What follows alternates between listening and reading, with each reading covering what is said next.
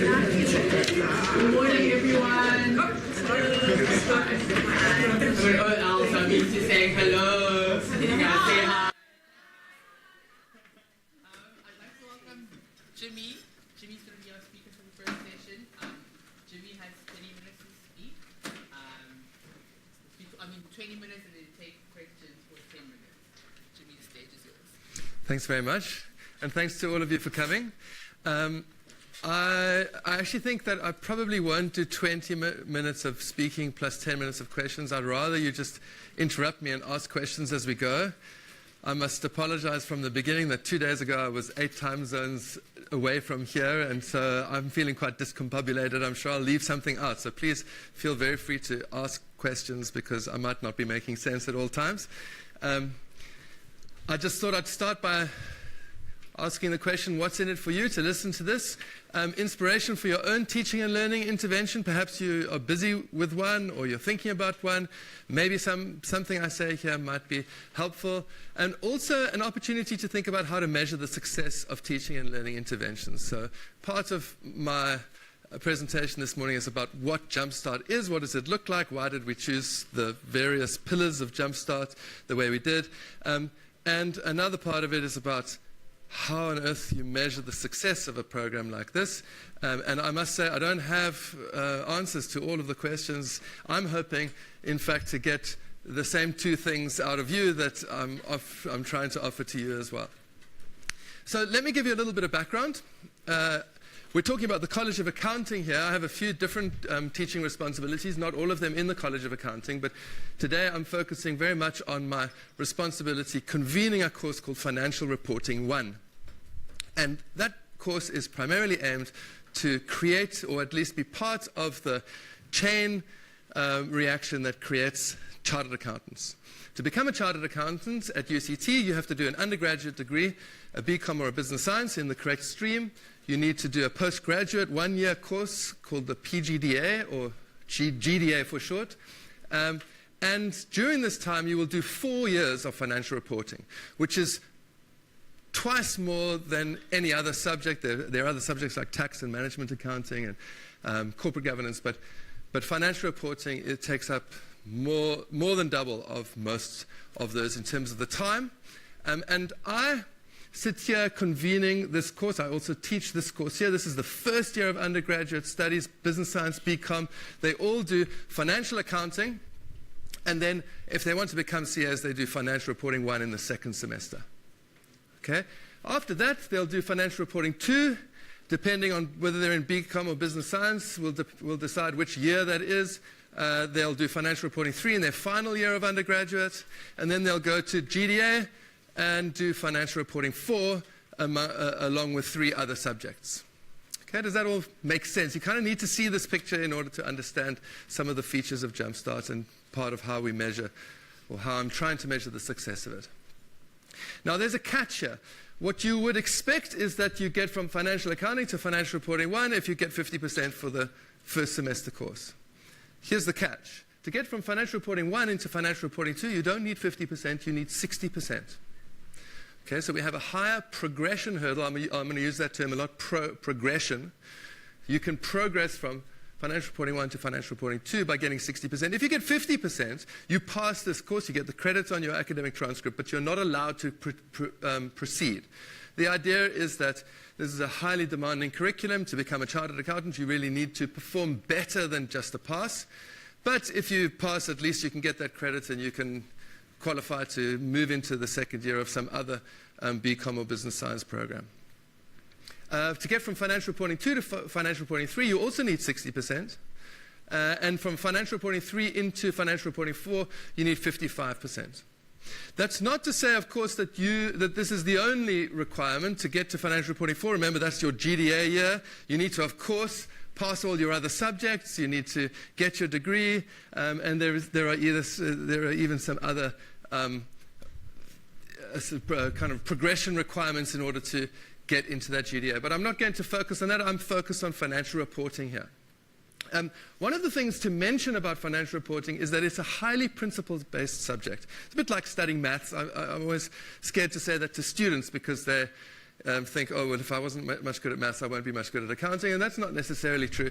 But certainly it is, in the way that it's principles-based, it's much like maths.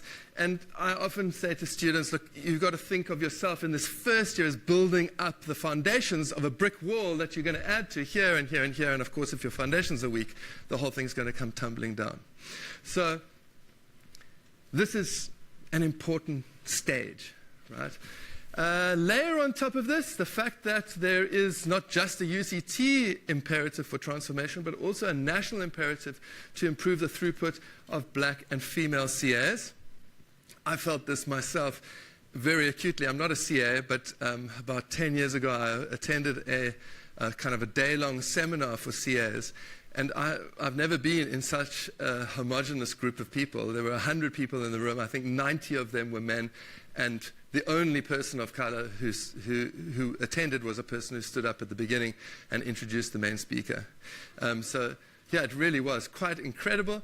And, of course, the only way to change that is to improve the throughput of black and female CAs into the profession, which, of course, is something we've been trying to do for some time. And if we're going to talk about transformation, I must just quickly give a nod to EDU Commerce, which does an incredible job and no doubt is the biggest contributor to transformation in commerce and the CA streams in particular. I sit here in mainstream. In mainstream, we have obviously lots of black and female students, so we're trying to help a transformation there. But I just wanted to point out that there is also this parallel program that the EDU creates, which is doing a fantastic job for transformation. But the story starts now that you understand the background. In 2010, February, if you're a newly anointed head of department, one piece of advice I have for you is do what the newly anointed head of department in 2010 in the College of Accounting did, which was have a strategy day. I found it really helpful. I think a lot of my fellow academics and administrators did. And one of the things we did was we had a breakaway session where we had to talk about transformation around a table of 6 or 8 or 10 people. And I kind of applied my mind, sitting here in this red block thinking, I'm the convener of that course, what can I do to try to help with throughput? And thanks to the discussion and some own thinking, I came up with JumpStart. And here are some principles of JumpStart. Remember, I'm sitting after a first semester course called Financial Accounting, and so I have an advantage. I can see the results of students, so I can identify vulnerable students. This is an advantage in various ways, and one of the ways in which I think it's an advantage is that I can be race and gender blind in terms of admissions to a special intervention program in the second semester. I don't have to say this is only for females and only for black students. I can say this is for vulnerable students. The idea of transformation is to help vulnerable students who, as a result of this country's history, tend to be black and or female. And so I know that I'm going to be helping black and or female students by focusing on vulnerable students. How do I identify vulnerable students? Well, it turned out to be quite easy. Remember, you need to get 60% or more as a result for Financial Reporting 1. I looked back in 2009. I looked at the students that had got 60% or more for the first semester course, and I saw that 87% of them got 60% or more for my course. Right? They didn't seem very vulnerable. However, the students that had 50 to 59% coming into my course for the first semester course, only 29% of them were progressing to Financial Reporting 2. And I looked back another year and I saw it was actually even worse. 84% of the students who came in with 60 or above progressed out of my course with 60 or above, and 26% managed it if they came in with 50s. So I'd identified my vulnerable students. It's the students that come into the course with a mark in the 50s. Another principle is that I wanted the program to be by invitation. I didn't want to force anyone onto this. And so what I do each mid-year is I write to the students, starting with the students who got 50, I invite 40 or 45 or 50 of them onto the program, and then as I get people declining the invitation, I add more and I go up and up. And I've never gone beyond 60 because we've got enough students in that category to be able to fill 44 or so, 2 tuts worth of students. I make it very clear in that invitation letter why I'm inviting them. You don't have a very good chance. Look at these stats. I say, join this program. Here is what it looks like. If you say yes, if you say no, no offense taken. Carry on as usual. If you say yes, you have to stay, and you're stuck with it. It's no longer voluntary once you've said yes. Okay. You should support, another principle is that the program should support students both academically and psychosocially, right? And so the first person that I brought on board to help me with Jumpstart was a student counselor from Commerce EDU called Jean Lett, who until she resigned 2 years ago was an immensely important part of Jumpstart, basically running it in tandem with me. She was in charge of the psychosocial stuff. And one last thing, I guess I was anticipating the kind of austerity measures that have been put in place since 2010. It needed to use resources cost effectively. So I came up with 3 pillars. One, we were going to use lecturers as tutors. Remember I said that there are about 40, 45 students, and so that's 2 tutorial groups.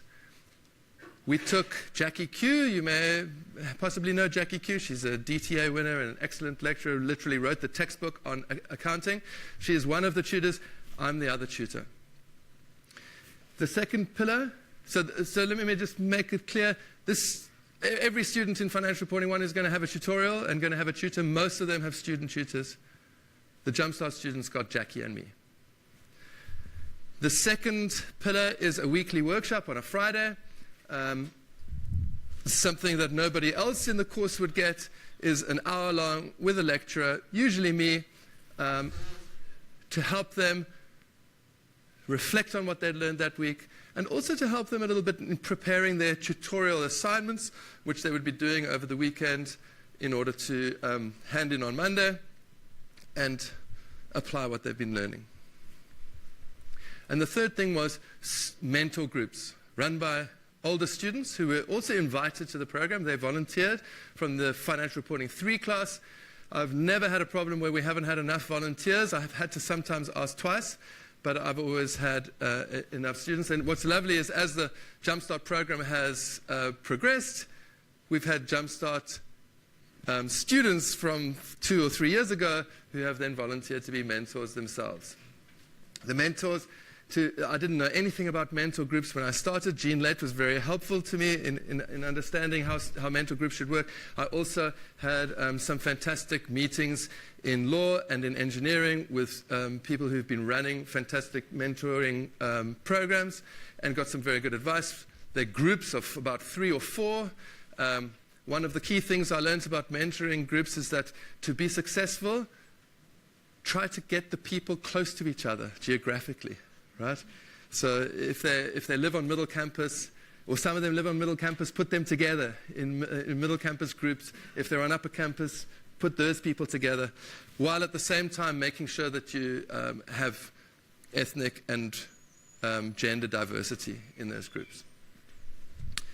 So that's what it looked like.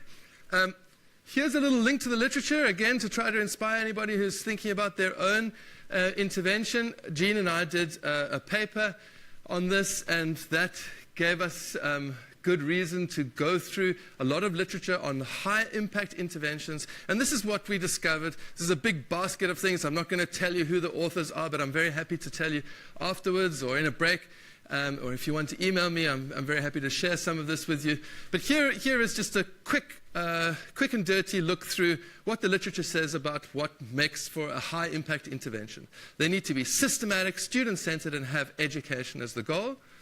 They must increase staff and student contact. They facilitate engagement. This was an interesting one here. they help to be discipline and context specific. Right, so it doesn't help nearly as much to run an intervention which is quite kind of broad. Here are some skills that you need. Generally, they seem to be to have a greater impact if they are directly related to the discipline and the context. They should teach the skills to succeed at university fairly obviously. It helps if they develop learning communities. There's this rather lovely expression, the institutional habitus. I said I wouldn't mention any authors, but Thomas in 2002 wrote a paper describing this institutional habitus, the kind of norms that surround the learning environments in the university. And it seems that the institutional habitus most conducive to successful interventions is one where there is a social match between students and the institution, where there are opportunities for experiences with diversity, caring for students. So this is a very important thing that actually is one of the three themes of today's conference. It's important that students feel cared for by the institution and by their teachers. The interventions should create a belief in and affirm the student's ability. Professor Lange was talking about self-confidence, and that's, I think, where this comes in, and indicates value placed on teaching and learning, which also rings some bells with the plenary and some of the conversation afterwards. And just to quickly suggest why the three pillars of JumpStart are helpful, they touch on all of these, right? So I've kind of subtracted a couple, which I don't think lecturers as tutors help, but lecturers as tutors certainly help with the ones that I've left on the board here. I think the weekly workshops also help with the same ones. And then what's nice about the mentor groups, because they're covering the psychosocial aspects as well, they kind of fill in any of the blanks that the other two have left out, in particular, the development of learning communities. In fact, some of the mentors reported to us during the semester that although they were meant to be talking about psychosocial stuff, they were in fact quite often doing a little bit of accounting, tutoring on the side. And the diversity experiences, creating that social match, and so on. Okay, so that's why we hoped that these three pillars would help. I thought I mentioned how the cost effectiveness is important. I thought I'd just point out the cost for those of you who really are looking for some practical input into interventions here. The lecturers as tutors was effectively costless to us. And that was because our lecturers at first year level in the College of Accounting are required to give a tutorial. Before JumpStart, they were just tutoring a random assortment of students who happened to sign up for the TUT that they happen to have made themselves available for. We do it kind of blind so that students don't even know who they're signing up for until they are signed up. What we effectively did was we just reallocated lecturers to the students who are most vulnerable. And I'll quickly get this out of the way. If there's one thing that I feel like I can say definitively about learning interventions, it's this. If you happen to be running a large course where you have multiple tutorials and your lecturers do give one of those tutorials, give them the most vulnerable students. It seems like a no-brainer. Lecturers are remunerated at the standard teaching rate for the weekly workshops, so that comes out to, depending on the year, I think in 2018 terms that would be less than 15,000 Rand.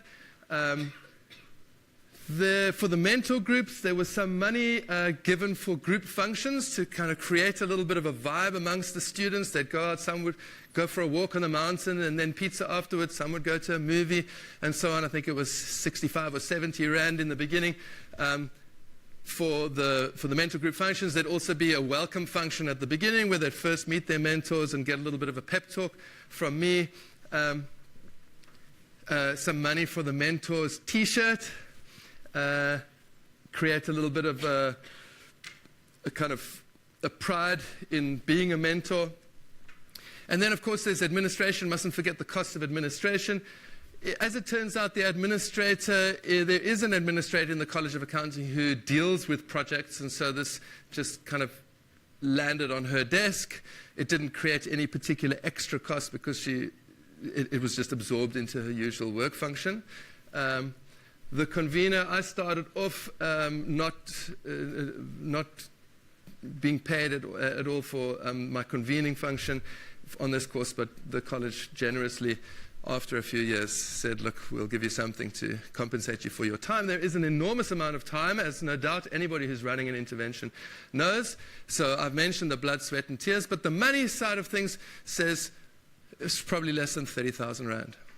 And actually a really nice feature of this is that once we showed some signs of success, we got donors. It might be easier for the College of Accounting to attract donors because there are accounting firms out there who want to create a relationship with the college. And so this might be easier for us than for others. But the donors, we charge for the lecturer's salary, the portion of the lecturer's salary for the tutoring, right? Which, remember, was going to be paid by UCT anyway. 5 minutes left, really. Okay. So what that means is that JumpStart's actually profitable, right? We actually earn a little bit of income as a result of having JumpStart. Okay, so that's that. Now, in the last 5 minutes, we're going to talk about how to measure the success. Here is the only measure of success I've done up until this year, really, which is how are students doing in terms of progressing to the next course? Remember, this is an average of that 26-29% that I showed you earlier. Here is how they've done. I can't explain why this graph has a dip in the middle. I do know about this year, which was a year that I felt desperately ill and spent a month in hospital and missed out on about 10 weeks of the year. And a colleague of mine had to do everything that she normally does, plus what I had to do. And so I think that this was a difficult year for the program. But I can't tell why there's a bit of a dip in the middle. I'm certainly glad that this has come up. But let's look at the numbers. The numbers are really fantastic, if I say so myself. Really great progression rates compared to what we would have expected from these students. My first thought was, oh, but maybe this is just because they were going to do well anyway. Maybe they were the 29% that were going to go through. So we looked at the students who chose not to do JumpStart. They also were vulnerable students. They got in the 50s. How did they do? Well, it turned out that 53% of the 50 to 59s in that first year of JumpStart got through. Much, much higher than those progression rates in the 20s from the previous 2 years. And when we looked at the non-JumpStarters, 47% of them got through. Fascinating. Why was that higher? Well, a few reasons jump to mind. One, maybe they benefited from being informed that they were at risk. They got this big flashing warning, an invitation from me. Hey, you're in trouble. Look at these progression rates. You've got a 26-29% chance of progressing. Come and join JumpStart. If not, work hard. Maybe they benefited, and this is Jean's idea. I'm maybe a little bit too cynical for this, but I must mention it because of the care theme that we've got going today.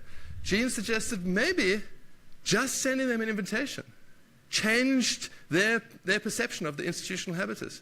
Gosh, they actually care enough about me to say, hey, you're not doing well.